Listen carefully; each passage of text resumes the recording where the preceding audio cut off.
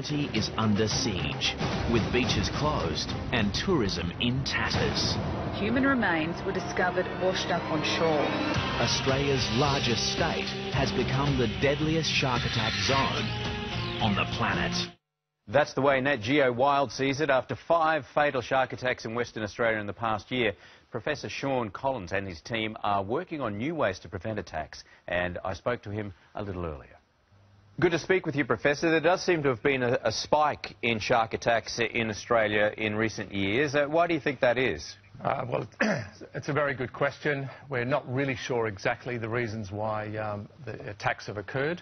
There seems to be a bit of a spate, certainly in West Australia, where we've had actually tragically 5 deaths in about a year. A number of reasons could be the environment has changed with global climate change issues, and/or there might just be, in fact, more people entering the water and enjoying our coastline. But we certainly would like to explore ways of deterring sharks and provide some confidence for people to go back into the water. It would be fantastic to have a really effective deterrent, and I can see some sort of camouflage wetsuits there. That's one product that you're working on.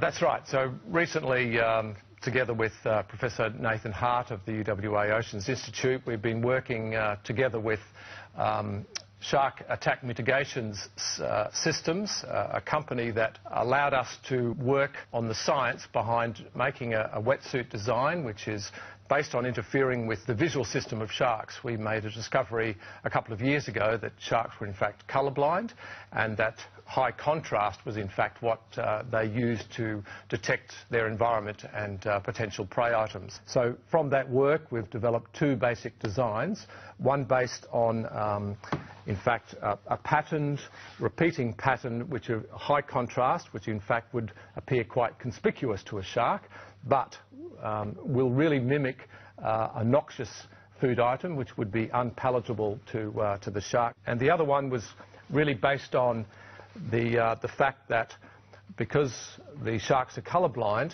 if we are able to model the light environment in which the shark is occurring, we can in fact camouflage the silhouette and make the wearer less visible to the shark. Some of your deterrents are a little bit more complicated. Tell us about this curtain of bubbles. The WA State Government recently funded our group to look at testing existing deterrents and develop some novel ones. And the novel ones are based on light, sound and bubbles, as you've pointed out. The idea of the bubbles is to produce a veil, a non-physical barrier, which is set up not so much around an individual, but in fact a whole beach, so we can hopefully protect large areas of protected beach line, where high pressure bubbles would be set up, which would generally interfere with 2 of the sensory systems of sharks. One, their auditory system, and the other, a sense that we don't have called the lateral line, which actually detects water movement around the animal. If you were banking on one of these systems, which one would you use? Well, it's a good question. We've still got a way to go. We're about 6 months into a 2-year, in fact 2 2-year grants from the government.